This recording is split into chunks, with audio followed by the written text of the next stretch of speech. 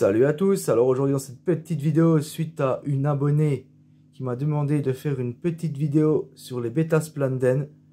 Donc on va faire ça ensemble, on va voir ça ensemble un petit peu, hein. Je vais expliquer un peu tout sur ce poisson, comment le maintenir, etc. Donc on est parti, on ne perd pas de temps, et on y va.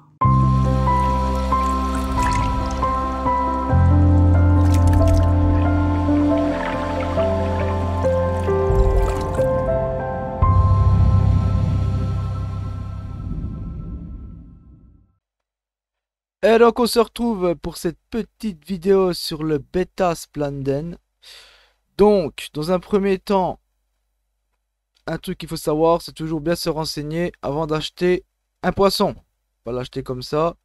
Voilà, parce que souvent les combattants, bon le Beta-Splenden quoi, bon, c'est le combattant, attire régulièrement les débutants en aquariophilie, qui pensent bien faire en achetant un cube minuscule comme aquarium et une plante en plastique comme décoration.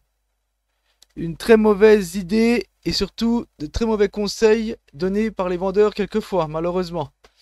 Donc, déjà dans un premier temps, un gros aquarium. 30, 40 litres, 50 litres, très bien. Faut pas me mettre ça dans un 10 litres, 5 litres, 2 litres, 3 litres, quoi, hein. C'est pas, ça c'est, le poisson va souffrir, quoi, hein. C'est comme j'ai déjà expliqué à 2-3, mais ils ne comprennent pas ça. C'est comme nous, si on nous met dans une petite cage, ben on pourra pas se développer, on pourra rien faire du tout, on pourra pas même pas se retourner, on va souffrir. Donc c'est la même chose. Donc voilà un petit peu déjà pour ça. Donc ne mettez pas ça dans un 2 litres ou 10 litres quoi, hein, ou 5 litres. Hein. Essayez au moins de mettre ça dans un 20 quoi, 20, 30, 40, même 50 si vous pouvez. C'est très bien. Après un peu de courant bien sûr, pas de trop, hein, parce que ça aime pas trop le courant, parce que ça mange en surface, ce genre de poisson. Donc le bêta mange en surface, donc faire attention à ça aussi. De pas mettre un courant trop fort et puis qu'après ben, il ne peut pas manger. Donc attention à ça aussi. Et surtout que ce soit mangé en 2 minutes, la nourriture. Pas qu'elle soit mangée 10 ans après, ça va pas du tout. Hein. Après l'éclairage, c'est pas très important. Si vous mettez pas beaucoup de plantes dedans, on peut mettre un petit éclairage, mais c'est pas très important si vous mettez pas de plantes. Parce que l'éclairage, c'est plus pour les plantes que pour les poissons. Voilà, il en faut un peu, mais c'est plus pour les, voilà, les plantes. Donc si vous en mettez pas, hein, ça sert à rien. De mettre des grosses lampes là qui clairent comme un malade, ça ne sert à rien du tout. Donc à ça aussi, à faire attention. Tout dépend si vous mettez de la plante ou pas. Bien entendu. La température pour les Beta-Splenden, c'est 24 à 27 degrés. Il faut utiliser un thermomètre pour surveiller la température, qu'elle ne monte pas plus haut, hein, parce que c'est pas bon. Et bien sûr, il faut un pH entre 6,5 et 7,7. Bien sûr, il est largement conseillé d'utiliser un filtre hein, pour stabiliser la qualité de l'eau. Hein, parce que sans filtre, c'est plus chiant. Il faut toujours faire plus de changements d'eau si vous ne mettez pas de filtre que si vous mettez un filtre. Si vous mettez un filtre, c'est qu'une fois par semaine. Si vous ne mettez pas de filtre, ce sera 2 à 3 fois par semaine. Tout dépend de la température qui monte chez vous, etc. Et bien sûr, toujours utiliser des tests pour contrôler la qualité de l'eau. Ce que beaucoup ne font pas. Ils croient qu'on met de l'eau et puis c'est parti. Mais non, c'est pas ça. Si vous voulez pas en acheter, que vous ne savez pas faire, etc., vous allez en animalerie. Ils vous font les tests souvent gratuitement. Ça dépend des animaleries, mais bon, souvent ils les font gratuitement, bien sûr. Bien entendu, les combattants viennent de Thaïlande, hein. Donc besoin d'eau chaude. La température doit toujours être maintenue, bien sûr, entre 24 et 27, hein, comme j'ai dit. Au-dessus de 28 degrés, il faut bien sûr faire attention. Après, au-dessus de 28, faut réguler, hein, faut enlever de l'eau, faut remettre, que ça se remette à 24-27, hein. 28 max, c'est bien encore, ça va. Mais pas plus haut, parce qu'après, c'est pas bon. Ensuite, comment on voit si vos poissons sont en bonne santé ou pas en bonne santé? Donc déjà, on va commencer par voir s'il est en bonne santé. Nage quand vous vous approchez. S'il nage quand vous vous approchez, c'est qu'il voilà, il va bien. A des couleurs vives. A les nageoires en bon état. Parade lorsqu'il est en face à face avec un autre mâle. Il déploie ses opercules, joues et ses nageoires. Voilà, à peu près pour voir s'il est en bonne santé. Si on voit qu'il est en mauvaise santé, quelques petits signes qui peuvent vous alarmer. Et léthargique et souvent caché. S'il est léthargique et souvent caché, même voir sur le fond de votre aquarium, c'est qu'il n'est pas en bonne santé, je vous le dis d'avance. A une couleur terne, a les nageoires endommagées, peut avoir des taches blanches ou des grosseurs. Et un dernier truc, attention, si vous voyez qu'il respire difficilement, bah, c'est que ça va pas du tout, que c'est votre roue qui va pas, etc. Donc, voilà un petit peu pour ce petit bêta Splendid sur comment voir s'il est en bon état, s'il va bien ou s'il est malade. Donc, ensuite, bien sûr, on a, comme je vous ai dit, bon, la lumière, on a déjà vu. Bien sûr, si vous avez deux mâles, il ne faut pas les mettre ensemble. Hein. Ne mettez jamais un mâle combattant dans le même aquarium qu'un autre combattant, qu'il s'agisse d'un mâle ou d'une femelle. Aussi, au passage, je préfère préciser, les combattants mâles, n'allez pas les mettre avec des guppies. Parce que tout ce qui est voile et couleur, le combattant va l'attaquer. Il va lui sonner la tronche. Donc attention à ça, ne mélangez pas les poissons avec le combattant. Évitez le maximum que vous pouvez, laissez-le tout seul. Voilà, le mâle combattant tout seul ou voir encore une femelle, mais bon. Même des fois, ça arrive qu'il savate aussi la femelle. Hein.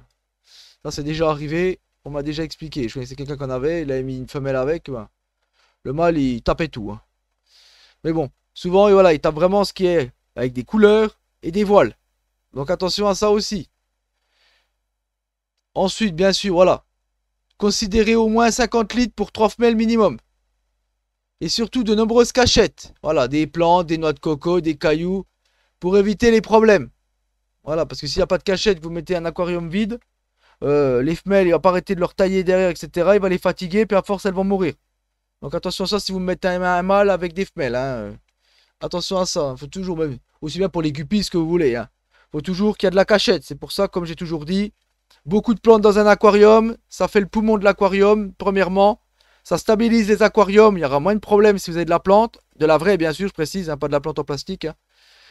Et bien sûr, ça fait de la cachette pour les femelles. Au moins, quand elles se font courir derrière, hop, elles s'enfilent un peu dans les plantes, dans les cailloux, etc. Si vous avez mis de la décoration. Et puis voilà, et elles sont pas fatiguées à force de toujours essayer de se planquer, que le mâle lui court toujours derrière, puis à force, bah, elles claquent. Parce qu'il n'y a pas de cachette. C'est pour ça que moi je dis, comme mon aquarium que vous pouvez voir maintenant derrière, c'est génial.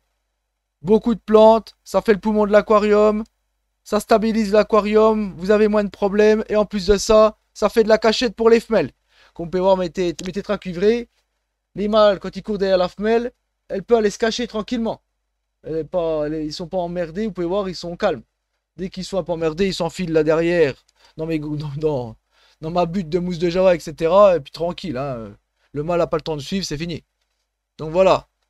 Plante, cachette, décoration. Attention, faut toujours en mettre. Pas juste laisser comme il y en a qui font, juste un sol, une plante en plastique et puis ça y est. S'il est tout seul, ça peut se faire, mais c'est, voilà, déjà, c'est moche, plante en plastique. Puis deuxièmement, c'est pas conseillé. Mettez-leur quand même des belles plantes et voilà, faites un bel aquarium parce que c'est comme un décor qui est souvent dans votre salon ou sur votre petite table de bureau, etc. Donc voilà, essayez de faire quelque chose quand même qui vous plaît. Pas, faut pas croire tout ce qu'ils disent les vendeurs dans les magasins. Souvent, ils racontent des conneries selon les endroits en plus. Ils sont juste là pour vendre le poisson. Une fois qu'il est vendu, ils n'en ont rien à faire. C'est bien ça le problème.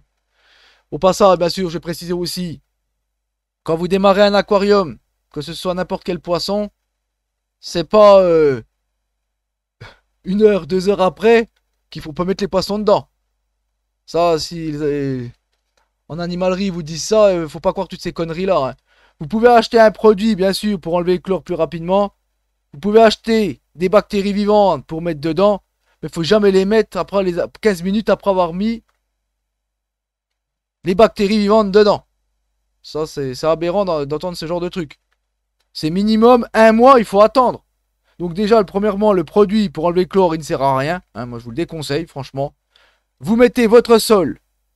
Vous mettez vos plantes, vos décors, etc. Vous mettez l'eau directement du robinet, ça ne dérange pas. Hein. Après, si vous voulez, vous pouvez la laisser un peu stagner. Hein. Avant de faire votre aquarium, vous mettez ça dans des bidons ou des bouteilles d'eau. Il n'y a pas de problème. Hein. Vous pouvez faire ça aussi si vous préférez. Mais personnellement, il n'y a pas de problème. Hein. Les plantes ne vont pas mourir. Hein. Je connais qu'ils le font. Hein. Une fois que c'est fait, ben, vous installez votre pompe, vous allumez votre lumière, etc. Vous réglez les lumières. Bien sûr, si vous mettez de la vraie plante, vous commencez par 7 heures d'éclairage au départ. Hein. Pour des vraies plantes, c'est 7 heures d'éclairage au départ. Et on peut monter jusqu'à 12 heures. selon le nombre de plantes qu'on a, etc. Après, ça, c'est à vous de voir. Hein, je vais pas tout expliquer dans cette vidéo, sinon elle va durer trop longtemps. Hein. Mais bref, j'ai déjà expliqué dans des vidéos d'avant. Hein, mais voilà. Donc, une fois que c'est fait, vous attendez bien sûr un jour avant de mettre vos bactéries vivantes si vous voulez en mettre dedans directement. Sinon, vous pouvez attendre un mois, vous en aurez aussi des bactéries. Hein, bien sûr. Hein, donc, moi, un conseil que je vous donne, c'est de mettre quand même une petite pierre de lave. Ça, plus c'est poreux, les cailloux, plus vous aurez de la bactérie vivante intéressante dans l'aquarium, bien sûr, de la bonne bactérie, pas de la mauvaise. Voilà. Donc, une fois que vous avez attendu un jour, si vous avez acheté de la bactérie vivante, vous l'en mettez, vous coulez ça. Si c'est une pompe extérieure que vous avez, vous coulez ça dedans. Si c'est une pompe, si vous n'avez pas de pompe extérieure, que c'est intérieur, bah vous coulez ça dans l'aquarium, quoi, ou même dans la pompe intérieure. Ça à vous de voir après. Mais, pas après mettre les poissons. Comme l'animalier, là, quand on m'a pas longtemps, on m'a dit, là, ça m'a choqué de voir ça, quoi, qu'on ose dire ça, quoi. 15 minutes après, vous pouvez mettre les poissons dedans. Non, non c'est pas 15 minutes après, on met les poissons dedans. Non, les bactéries sont même pas installées dans l'aquarium comme il faut. La filtration, ça va pas du tout. Les mousses sont même pas encore avec des bactéries dedans, vraiment, en développant, que ça se développe. Il n'y a même pas eu les montées de nitrite et de nitrate. Non, non. Vous attendez un mois, même si vous avez mis les bactéries vivantes. Un mois tranquille, l'aquarium qui tourne. Vous faites un petit changement d'eau si vous voulez, mais c'est pas obligatoire parce que là, voilà, il est en cycle, hein, l'aquarium, parce que un aquarium, il a un cycle. Hein. Il y a un cycle à se faire, hein, parce qu'après, vous avez des montées de nitrate, nitrite, et c'est sec. Hein. Tout crève dedans si vous avez mis vos poissons, hein, 15 minutes après. Hein. Parce que des fois, c'est pas passé les montées. Si vous avez de la chance, effectivement, ils seront pas morts, mais ils vont souffrir, vos poissons. Même si vous le voyez pas, mais ils souffriront. Ça, il y en a plein qui me disent, oh, non, mais ils ne souffrent pas, ils sont en pleine santé. Non, non. Là, vous leur niquez leur espérance de vie. Hein. Au lieu de vivre 4-5 ans, ils vont vous vivre un an. Hein. Et puis, à bout d'un an, bah, c'est sec. Hein. C'est pour ça qu'il faut faire bien attention à ça aussi. Quoi, hein. Bien sûr, il faut acheter un petit chauffage aussi dans vos aquariums. Un 20 watts pour que ça chauffe l'eau. L'hiver, l'été, il n'y a pas de problème, il fait chaud. Mais l'hiver, il faut quand même mettre un petit thermomètre. C'est pas parce que c'est un combattant qu'on peut mettre de thermomètre. Hein. Il a besoin d'une eau chaude. Donc, si chez vous, ça chute trop, l'hiver, c'est pas bon du tout. Après, voilà, si ça reste tempéré chez vous à 24, 27, c'est bon. Il n'y a pas besoin de chauffage. Mais bon, moi, je préconise de mettre un petit chauffage de 20 watts quand même. Comme ça, au moins, vous êtes tranquille. Si ça chute un peu chez vous, vous n'avez plus de chauffage, il y a une panne, etc. De chauffage chez vous, et puis que les températures baissent, et ben au moins, il y a le chauffage qui fera le travail, et puis que ça stagnera à 24, 27 lots. Voilà. Pour ces petites précisions. Ensuite, bien sûr, faire un changement d'eau une fois par semaine si vous avez mis une petite pompe dedans. Bien sûr. Si vous n'avez pas mis de petite pompe, c'est 2 à 3 fois par semaine qu'il faudra faire des changements d'eau. Des petits changements d'eau, mais il faudra en faire. Pour que il n'y a pas des mauvaises températures, comment dire, paramètres de l'eau qui se fassent mal. Voilà, qu'il y a des montées de nitrite, etc., de nitrate, parce que voilà. Attention à ça aussi, selon ce que vous faites. Bien entendu, vous pouvez utiliser l'eau minérale en bouteille, hein. La Volvic, hein, c'est une des meilleures. Hein. Surtout que c'est là, si vous avez des petits aquariums de 20 à 30 litres, ça peut encore aller. Mais bon, ça fait quand même cher après. Si vous montez trop haut en aquarium, hein. C'est ça le problème. Hein. Si vous prenez des 100 litres tout de suite, là, ça va faire cher les packs d'eau Volvic. Hein. Sauf que la Volvic, c'est quand même une eau qui est quand même assez chère. C'est pas une eau pas chère. Donc voilà, après, vous pouvez mettre l'eau du robinet. Mais bien sûr que vous allez laisser stagner dans des bouteilles et des bidons, je précise. Vous ne foutez pas l'eau directement du robinet dans l'aquarium. Il y a du chlore dans les eaux du robinet. Hein. Et puis en l'été, c'est encore pire, encore plus. Hein. Et je ne sais pas encore ce qu'il peut mettre dedans. Donc attention à ça aussi. Laissez stagner ça dans des bidons. N'allez pas me foutre ça directement quand vous faites des changements d'eau. Bien sûr, au passage. Voilà. Au passage, la nourriture aussi. Il ne faut pas nourrir comme un malade. Bien sûr, hein. Faut nourrir, que ce soit mangé en 2 minutes. Voilà, pas qu'il y a la nourriture qui flotte dans l'aquarium, qui coule au fond, parce qu'ils vont pas au fond, des fois ils mangent pas. Hein, c'est des poissons de milieu surface, hein, normalement, les combattants. Hein. Donc, attention à ça aussi. Parce que, après, ça va pourrir l'aquarium, et là, c'est les déséquilibres total. Surtout si vous n'avez même pas de plantes, rien du tout. Et autres, c'est foutu. Bien sûr aussi. Quand vous nettoyez, si vous avez mis une pompe dans votre aquarium, ça je vais le préciser aussi parce qu'il y a beaucoup, là ça m'énerve, c'est des débutants, ils comprennent rien. C'est, n'allez pas me nettoyer les masses filtrantes avec du savon et autres produits ménagers. Parce que il est difficile d'enlever tout savon et cela peut empoisonner votre combattant. Puis deuxièmement, en plus, vous tuez vos bactéries qui sont dans la pompe. Donc, vous allez avoir des problèmes. Si vous tuez les bonnes bactéries dans la pompe, c'est juste, vous prenez un peu d'eau de votre aquarium, vous mettez ça dans un petit seau. J'ai déjà expliqué dans des vidéos précédentes, n'hésitez pas à aller les regarder. Hein, regardez un peu toutes mes vidéos. Mais bref, je réexplique un petit coup vite fait. Vous mettez de l'eau un peu de votre aquarium quand vous faites le changement d'eau. Vous éteignez votre pompe, vous enlevez les masses filtrantes, vous les rincez un petit coup avec l'eau de l'aquarium qui est dans le seau, et c'est tout, ça suffit. C'est pas la peine de me la rincer, que le filtre il soit nouveau bien blanc et le bleu ou ce que vous voulez que soit bien vert ou bien. Ça on s'en fout. C'est juste pour enlever un peu et vous remettez. Y a pas. Et puis il faut pas tout nettoyer les filtres le même jour. Aussi attention à ça. Si vous nettoyez là, s'il y a 2-3 filtres dedans, bon après c'est une petite pompe, il n'y en aura pas trop dedans, c'est le problème. Donc soit vous nettoyez la blanche, soit la bleue. C'est vraiment une petite pompe que vous mettez. Vous avez juste une petite filtration blanche et bleue. Même des fois il n'y a que la bleue. Hein. Donc là on peut pas faire autrement que nettoyer une fois la bleue, mais bon, faut pas la nettoyer souvent.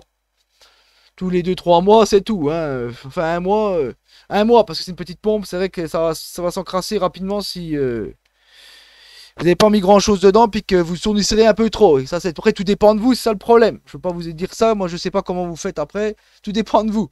Parce que la pompe, après, si c'est qu'une mousse bleue, ça dépend comment vous faites, parce que si vous nourrissez trop, ça va pourrir l'aquarium, ça va se passer dans la pompe, ça va s'encrasser, etc. Donc là, c'est tous les 3-4 semaines. Si c'est, voilà, si vous avez une pompe un peu plus conséquente, avec plus de fils dedans, ce sera un mois, ça devrait passer. Après, tout dépend, comme je dis, comme vous surnourrissez, comme vous avez fait vos décors, si vous avez mis des plantes, tout dépend de tout, quoi. Ça, c'est le problème aussi, voilà. Donc, un petit peu pour ça. Bien sûr aussi à regarder les paramètres de l'eau de temps en temps quand même. Hein. C'est pas parce que vous l'avez fait une fois qu'il n'y a plus besoin de le faire. Hein. Ça, c'est des conneries aussi. S'il y en a qui vous disent qu'on s'en fout des paramètres. Ça, non, les paramètres, il faut quand même les regarder parce que des fois, ils peuvent varier. Hein, selon l'été ou l'hiver, ou etc. Si vous mettez l'eau, etc.